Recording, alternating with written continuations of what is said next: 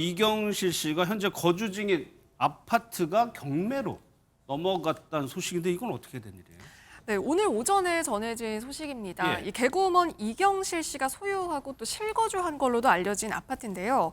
서울 용산구 이촌동에 위치한 이 아파트인데 이 아파트가 경매 절차에 지금 넘어갔다. 경매가 진행 중이라는 그 사실이 알려지게 된 겁니다. 예. 이 아파트가 1972년에 준공된 한 50년 정도 된 아파트거든요. 89평형, 그러니까 좀 대형 평수로 알려져 그러네요. 있고요. 또 방송에서도 공개된 적이 있는 아파트이기도 합니다.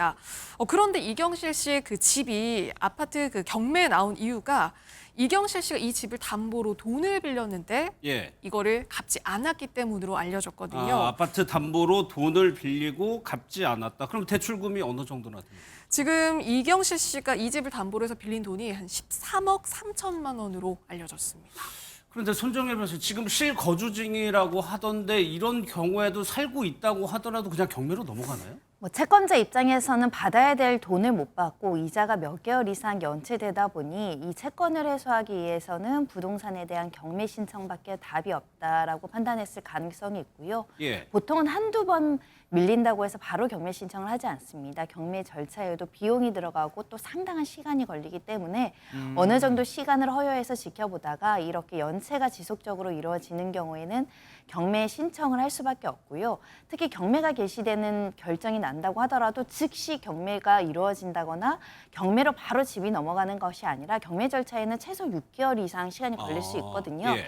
그럼 채무자 입장에선 돈을 만들어서 변제하면 경매를 막을 수 있습니다. 그러니까 최종 경매 절차가 종결되는 것까지는 시간적인 여유가 있어서 만약에 이 집이 관련해서 뭐 이렇게 매매가 된다던가 또는 돈을 다른 데서 융통할 수 있다면 예. 또 경매를 중단시킬 수 있는 절차들도 있습니다. 그러면 그 과정에서 이경실 씨는 인지를 할 수 있는 거네요?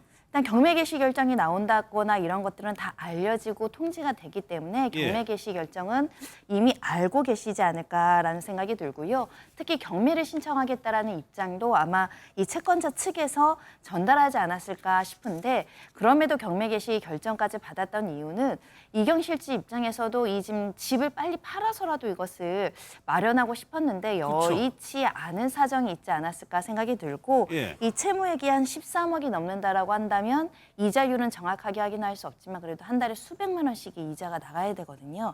이게 좀 장시간 연체된 상황이 아닐까라고 추측해 볼 수 있을 것 같습니다. 그러니까 이경민 변호사님 그 과정에서 그렇다면 저 아파트라는 자산이 있으니까 저 아파트를 팔아가지고 그 대출금을 갚는 방법도 있는 거잖아요. 그렇죠. 그렇게 했으면 사실 이제 경매까지 넘어가지 않았을 텐데, 근데 현실적으로 이 아파트 자체가 이제 50년 된 아파트이고, 그리고 무엇보다 이제 토지 거래 허가구역 이 위치에 있다 보니까 이게 사실 실거주 의무가 또 있습니다. 2년 예. 동안 실거주 의무가 있다 보니까 사실 매매로 지금 이제 매수인 자체가 이제 나타나지 않고 있을 가능성이 좀 커서 그래서 이거를 현실적으로 이제 그 방법 이외에 다른 방법을 통해서 이제 변제를 할 수 있는 그런 수단 자체가 없다 보니까 그래서 이게 어쩔 수 없이 경매 절차로 넘어간 게 아닌가 이렇게 좀 추측이 되고 있습니다. 당장 매매가 안 되니까. 그러면 이경실 씨 입장에서는 이 경매를 중단해달라 이런 요청이나 뭐 법적인 조치를 취할 수 있는 방법은 없나요?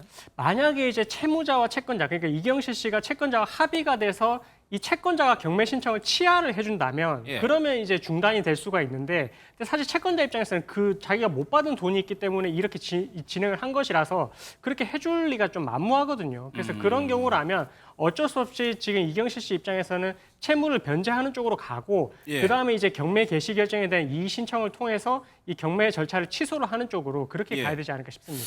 그러니까 이곳이 토지거래 허가구역으로 지정돼 있기도 하고 강승희 아나운서 워낙 대형 평형이다 보니까 좀 매매가 힘들어 보이기도 하고요. 네, 그러니까 말씀하신 것처럼 용산구가 그 토지거래 허가구역으로 지정이 되면서, 그러니까 사실 이게 매매가 쉽지 않았던 예. 건 사실로 보이거든요. 그런데 사실 대형 평수입니다. 여기가 89평형으로 알려져 있고, 물론 1970년대 초에 그러니까 50년 정도의 연식이 된 아파트로는 알려져 있지만 위치가 상당히 또 이 고가로 평가되는 지역이거든요. 예. 그러니까 한강이 보이는 또 일부 세대도 있는 그런 아파트고요.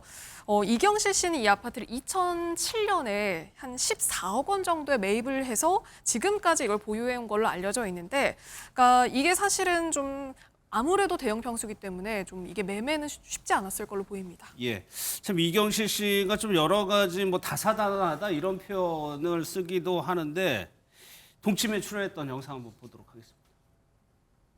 첫 번째 결혼을 11년째 제가 헤어졌거든요. 근데 지금까지 혼인 신고를 안 한 상대. 안 하셨어요? 네네. 제 인생사를 봤을 때 여러분들이 보면 좀 시끌벅적했던 게 몇 번 있었잖아요. 재혼도 쉽게 생각한 거 아니지만 재혼하면 또 혼인 신고라는 것도 저에게는 굉장히 큰 일이었었어요. 재혼한 소식은 알고 있었는데 혼인 신고를 안 했다는 거죠? 네, 지금 방금 보신 것처럼 인생에 시끌벅적한 일이 있었다. 예. 그러면서 과거의 가정사를 언급을 했습니다. 재혼한 지 18년, 그러니까 한 20년이 다 돼가지만 혼인신고를 안 했다는 사실을 밝힌 건데요. 그런데 그 이유가 그 사실 첫 남편하고의 그 이혼 과정이 또 언론에 공개가 되지 않았습니까? 그랬죠. 그때 당시 가정폭력 논란이 있었습니다. 예. 사실 뭐 이 사실이 알려지게 되면서 또 이경실 씨에 대한 뭐 가정을 둘러싼 그 배경에 대해서 대중들도 놀라긴 했지만 이경실 씨 본인은 굉장히 그 과정이 트라우마로 남았다 이런 이야기를 했거든요. 그래서 현 남편하고 재혼을 결심한 뒤에도 어떤 그 혼인 신고는 생략하고 그러니까 예. 혼인 신고에 대해서는 하지 않겠다라고 다짐을 했다고 하고요. 혼인 신고가 쉽지 않은 큰 일이었다 이렇게 얘기를 했습니다. 근데 다행히 이게 혼인 신고는 어째 환명이 하는 건 아니니까 예. 남편도 이 부분을 흔쾌히 이해해줬다 이렇게 언급을 했습니다. 알겠습니다.